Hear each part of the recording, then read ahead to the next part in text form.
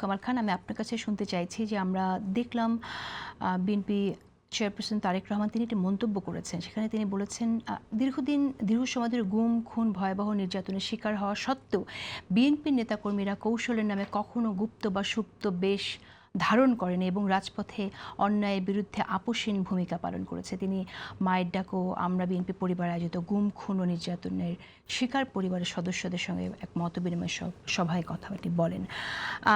এই বিষয়টি আমি এজন্যই একটু কথা বলতে চাই যে আমরা সুপ্ত এবং গুপ্ত রাজনীতির অনেক কথা আমরা এখন শুনছি, এবং আসলে রাজনীতিতে কারা জিতে যায় সেই আলোচনাটাও সামনে আসছে। কারণ আমরা ছাত্র সংসদ নির্বাচনগুলো যখন হচ্ছে তখন আমরা শুনছি যে যেহেতু তারা ছাত্র ইউনিভার্সিটি ছিলেন, যেভাবেই থাকুক না কেন সে কারণে তারা একটা মাইলেজ পেয়েছে নির্বাচনে। তো আপনি কিভাবে দেখেন আসলে, মানে এটা কি সাধারণ যারা নতুন রাজনীতিতে আসছে আগামীতে কখনো এ ধরনের সংকট সৃষ্টি হলে মানুষকে সুপ্ত অবস্থায় চলে যাবে কিনা?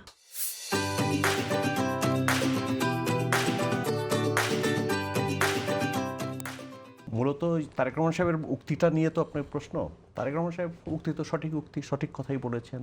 মানে তিনি তার দলের যে কেমিস্ট্রি, তার দলের যে চরিত্র সেটা তিনি তুলে ধরেছেন। তিনি বলেছেন যে আমরা তো মানে বিএনপি তো একটা মাল্টি ক্লাস অর্গানাইজেশন, বিএনপি একটা উদার নৈতিক গণতান্ত্রিক প্রতিষ্ঠান। তাকে তো কতগুলো গুপ্ত হওয়ার কোনো সুযোগ নাই। তাকে তো জনগণের মধ্যে থেকে রাজনীতি করতে হবে, প্রকাশ্য রাজনীতি করতে হবে। গুপ্ত রাজনীতি তো মানে এটা আন্ডারগ্রাউন্ড পলিটিক্স, যারা কতগুলো বিশেষ দল আছে, ক্যাডার ভিত্তিক দল আছে, তারা করতে পারে। বিএনপির মতো দলের পক্ষে তো সুপ্ত গুপ্ত রাজনীতি করা সম্ভব না। তারা চিহ্নিত মানুষ।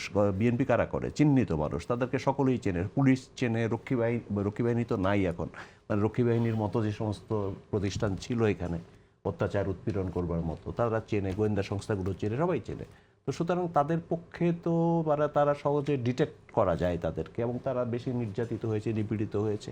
এবং কিছু কিছু সংগঠন আছে, যেমন আমি জামাতে ইসলামীর কথা বলি বা ইসলামী ছাত্র শিবিরের কথা বলি, ওদের কিন্তু প্যাটার্নটা ডিফারেন্ট, ভিন্ন প্যাটার্ন। তারা কিন্তু ক্যাডার ভিত্তিক সংগঠন, তারা মনোরিথিক সংগঠন। এই মনোরিথিক সংগঠন, ক্যাডার ভিত্তিক সংগঠনগুলোর তো কতগুলো তারা ইনফিলট্রেট করতে পারে বিভিন্ন, যেমন ছাত্রলীগের মতো ইনফিলট্রেট করে। পাকিস্তান আমলে আমরা দেখেছি যে আওয়ামী লীগের মধ্যে কমিউনিস্টরা ইনফিলট্রেট করেছে বা ন্যাপের মধ্যে ইনফিলট্রেট করেছে।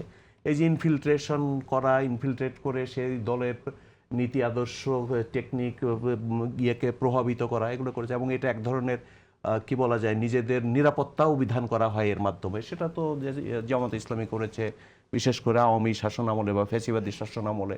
তারা যখন দেখেছে যে আমরা আক্রান্ত হচ্ছি, তারা কিন্তু ভিতরে ঢুকে গেছে। ইনফিলট্রেশন যেটা, সেটা তারা করেছে, করে তারা কিন্তু নিজেদেরকে সিকিউর করার চেষ্টা করেছে। যখন তাদের উপরে ব্যাপক হ্যাবক আসলো তখন তারা কিন্তু করেছে। এবং সেটা কতটা নৈতিক অনৈতিক সেটা নিয়ে তো প্রশ্ন আছেই, যে এটা নৈতিক কিনা। এই যে আপনাদের যে কৌশলটা, এই কৌশলটা নৈতিক কিনা। কেননা ওরা যে অপরাধ করেছে, আপনি যখন ইনফিলট্রেট করলেন তখন ওই যে সংগঠনের মধ্যে ইনফিলট্রেট করলেন তাদের সমস্ত কার্যক্রমে আপনি শরিক হলেন, তাদের অংশীদার হলেন।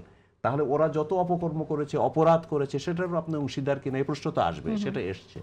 এবং আপনি যে আত্মরক্ষা করলেন এর মধ্যে ঢুকে, এটা কতটা নৈতিক সে প্রশ্ন তো আসবে।